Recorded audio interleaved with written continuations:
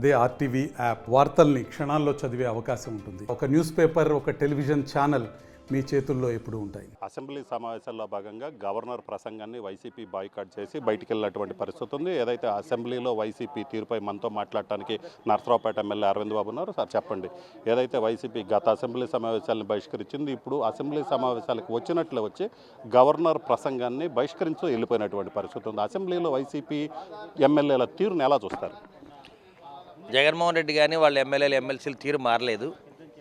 ప్రజలు సరైన తీర్పు ఇచ్చినా కానీ వాళ్ళ తీరు మారలేదు. దెయ్యాలు వేదాలు వలిచ్చినట్టు మరి గడిచిన 5 ఏళ్లుగా ఎన్ని అవినీతి పనులు చేశారు, ఎన్ని దుర్మార్గాలు చేశారో, ఎంతమంది మీద రౌడీ షీట్ పెట్టారు, పీడీ యాక్ట్లు పెట్టారు, ఎంతోమంది ప్రజల్ని ఇబ్బంది పెట్టడం జరిగింది.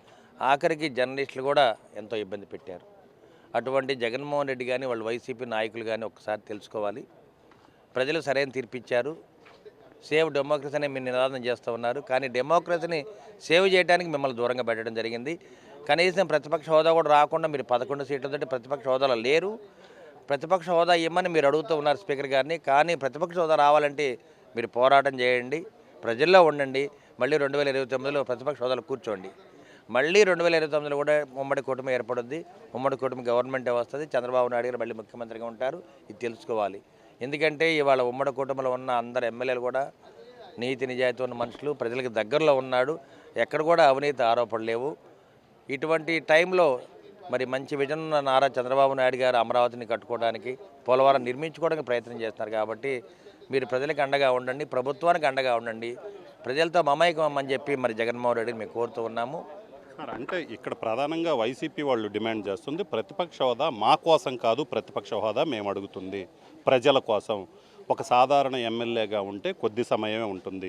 40% సీట్లు వచ్చింది కాబట్టి మాకు ప్రతిపక్ష హోదా ఇచ్చినట్లయితే అసెంబ్లీలో ముఖ్యమంత్రితో పాటు మాట్లాడే అవకాశం వచ్చింది. ప్రజల సమస్యల మీద, ప్రభుత్వం అవలంబిస్తున్నటువంటి వ్యతిరేక విధానాల మీద మాట్లాడే అవకాశం ఉంటుంది. మీ ప్రతిపక్ష హోదా ఇప్పుడు ఇవ్వకపోతే ఆయన సాధారణ ఎమ్మెల్యేగా మాట్లాడితే ఆ పార్టీ ఏదైతే చెప్తుందో అది పబ్లిక్లోకి వెళ్ళదు అని వాళ్ళు అడుగుతున్నారు.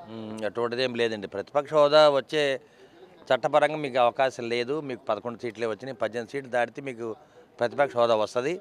ప్రతిపక్ష హోదా ఎవరో ఏమంటే వచ్చేది కాదు. మీరు పోరాటం చేయండి, సీట్లు తెచ్చుకోండి. ప్రజలు మిమ్మల్ని నమ్మాలి. నమ్మితే మీకు ప్రతిపక్ష హోదా వస్తుంది. కానీ మీరు అసెంబ్లీకి రెగ్యులర్గా వస్తే కనుక ప్రజల వాయిస్ ఆఫ్ ద పీపుల్ మీరు రైజ్ చేయొచ్చు. ఇవాళ మేమందరం కూడా ఎమ్మెల్యేలుగా ఉన్నాం. మేము మినిస్టర్లు కాదు, సాధారణ ఎమ్మెల్యేగా ఉండి ప్రజల్లో ఉంటున్నాము.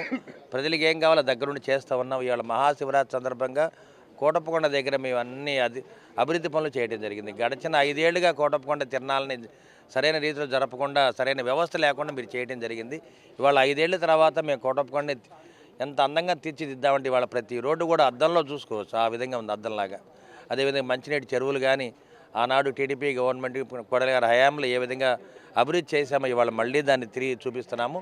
అక్కడ ఎస్పీ గారు, కలెక్టర్ గారు ఆధ్వర్యంలో చంద్రబాబు ఆదేశాలతో మేము అన్ని వ్యవస్థలను బాగు చేసుకుంటూ ఉన్నాము.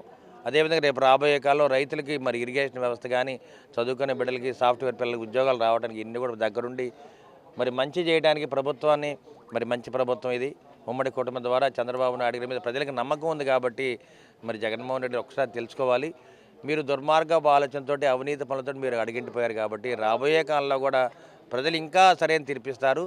మీరు దానికోసం వెయిట్ చేయాలి. అంటే ఇంకోటి చెప్పండి, ఏదైతే బడ్జెట్ అనేది గవర్నర్ ప్రసంగాన్ని రిఫ్లెక్ట్ చేస్తుంది. ఏదైతే బడ్జెట్లో ప్రభుత్వం ఏం చేయాలనుకుందో గవర్నర్ ప్రసంగం. కానీ బడ్జెట్ అనేది పూర్తిగా ఊహాజనితంగా ఉంది, గ్రాఫిక్ బడ్జెట్ లాగా ఉంది. కానీ ఏం చేస్తారు, సూపర్ 6 హామీలు కావచ్చు, మిగతా వాటి గురించి కూడా ఏమీ చెప్పలేదని కూడా విమర్శిస్తున్నారు. ఇప్పుడు గడిచిన వైసీపీ ప్రభుత్వంలో దాదాపు 11 లక్షల కోట్ల అప్పు తీసుకురావడం జరిగింది. ఆర్థిక వ్యవస్థను బాగు చేసుకోవాలి. ఇచ్చిన హామీలను కూడా నెరవేరుస్తూ ఉన్నాము. 3,000 రూపాయల పెన్షన్ 4,000 ఇవ్వడం జరిగింది. కానీ జగన్మోహన్ రెడ్డి గారు ఉన్నప్పుడు 2,000 పెన్షన్ 5 ఏళ్ళు పట్టింది 3,000 చేయాలంటే. కానీ చంద్రబాబు నాయుడు ఆ విధంగా కాకుండా మరి 3,000 4,000 చేశారు. వికలాంగుల పింఛన్ కూడా 3,000 6,000 చేయడం జరిగింది. అదేవిధంగా రేపు రాబోయే కాలంలో మరి రైతు రుణాలు కూడా మాఫీ చేయడం జరుగుద్ది. సార్, మీరు అంటే జనరల్గా మీరు చేసిన 2 చెప్తున్నారు. సూపర్ 6లో 6 హామీలు ఉన్నాయి.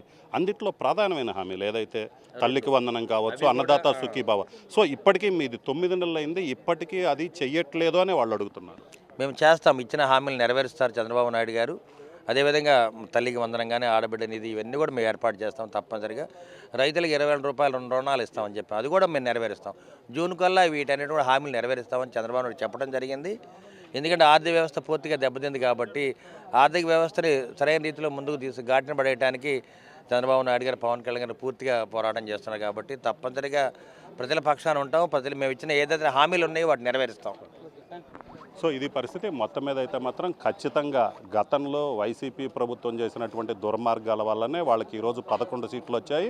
ఇప్పుడు వాళ్ళు ప్రతిపక్ష హోదా కావాలంటూ కొత్త డ్రామా మొదలుపెట్టారు.